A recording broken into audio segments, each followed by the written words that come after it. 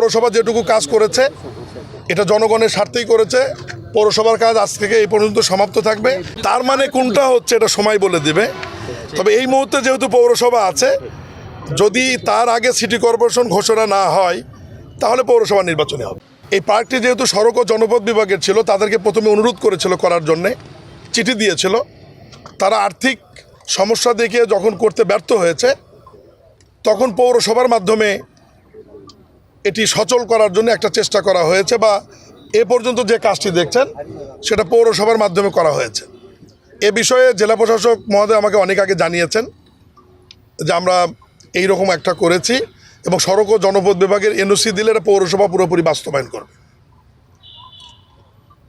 এখন এই পার্কটি সম্পূর্ণরূপে সচল করবার জন্য ডিজাইন অনুযায়ী যে পরিমাণ পয়সার প্রয়োজন বা টাকার প্রয়োজন, এটা পৌরসভায় আদৌ অ্যাবেল করতে পারবে কিনা বা খরচ করতে পারবে কিনা, সেখানে একটা সন্দেহ থাকার দিক থেকে চিন্তা করে আমি ইতিমধ্যেই মাননীয় সড়ক, মহাসড়ক এবং সেতু মন্ত্রীর সাথে কথা বলেছি। গতকাল বঙ্গভবনে উনি সম্মতি দিয়েছেন, এবং তারপরে আমি নির্বাহী প্রকৌশলীকে বলেছি আলহামদুলিল্লাহ যে এই পার্কটি এখন আগে যেরকম সড়ক ও জনপথ বিভাগ থেকে কাজ শুরু করেছিল ডিজাইন অনুযায়ী, আজকে থেকে এটা সড়ক ও জনপথ বিভাগের দায়িত্ব দিব, এবং তারা এটা ওই ডিজাইন অনুযায়ী দ্রুত সময়ের মধ্যে সমাপ্ত করবেন। আর পৌরসভার একটু আইনগত জটিলতা হচ্ছে যে তারা পূর্ণাঙ্গ সমাপ্ত করার জন্যে সড়ক ও জনপথ বিভাগ থেকে একটা এনওসির প্রয়োজন। এটা একটা আইনি জটিলতা। ইতিমধ্যেই জেলা প্রশাসক চিঠি দিয়েছে এনওসির জন্য। পৌরসভার মাধ্যমে সড়ক ও জনপথ বিভাগের এখনও এনওসি দেওয়া হয়নি। অতএব আমি মনে করি যে পৌরসভা যেটুকু কাজ করেছে এটা জনগণের স্বার্থেই করেছে। পৌরসভার কাজ আজ থেকে এই পর্যন্ত সমাপ্ত থাকবে, এবং ওই কাজ থেকে বাকি কাজ সড়ক ও জনপথ বিভাগের নির্বাহী প্রকৌশলী এখানে নবনিযুক্ত উনি এসছেন, ওনার হাতে আমরা ডিজাইন হস্তান্তর করেছি, এবং উনি আগামী রবি সোমবার থেকেই কাজ শুরু করবে। আমি ওনাকে অনুরোধ করব প্রথম আগে সীমানা প্রাচীরের কাজটি শেষ করতে হবে।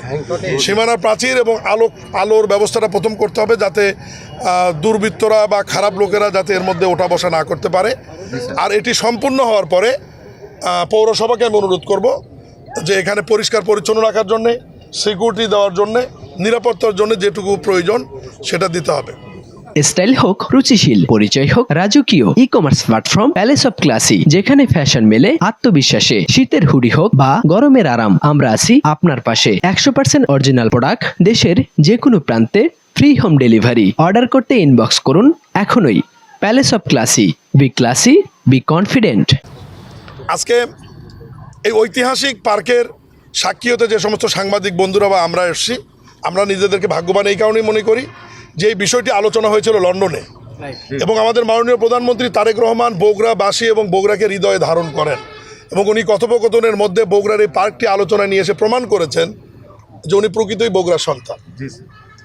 এবং সেই দিক বিবেচনায় এই পার্কটির গুরুত্ব আমাদের কাছে অপরিসীম, এবং সেটাকে মাথায় রেখেই আজকে আমি সরজমিনে এখানে এসেছি। প্রশাসনের লোকজন আমার সাথে আছে। আমরা সিদ্ধান্ত দিয়ে গেলাম আগামী সপ্তাহ থেকে এখানে কাজ শুরু হবে। কষ্ট করে যারা আসছে সবাইকে ধন্যবাদ। সিটি কর্পোরেশন তো এখনও ঘোষণাই হয়নি, এটা এটা এটা প্রি নিকারে রয়েছে। এখানে মাননীয় প্রধানমন্ত্রীর নেতৃত্বে প্রি নিকার বা নিকারের একটা কমিটি আছে জাতীয় পর্যায়ে। সেখানে অনুমোদন হওয়ার পর সিটি কর্পোরেশন আগে সরকারিভাবে ঘোষণা হবে। ঘোষণা হওয়ার পর পৌরসভা বিলুপ্ত হবে। এরপরে তো সিটি কর্পোরেশন নির্বাচন হবে। আমরা পৌরসভা ইলেকশন পাচ্ছি, আমাদের তার মানে কোনটা হচ্ছে এটা সময় বলে দিবে। তবে এই মুহূর্তে যেহেতু পৌরসভা আছে, যদি তার আগে সিটি কর্পোরেশন ঘোষণা না হয় তাহলে পৌরসভা নির্বাচনে হবে।